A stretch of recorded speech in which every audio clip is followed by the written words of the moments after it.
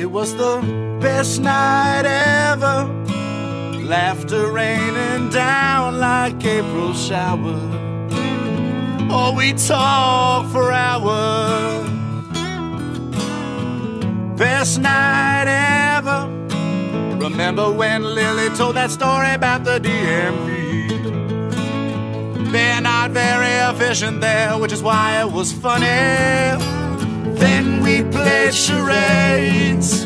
Lily made some creme brulee, and now that we're best couple friends, there's only one thing left to say.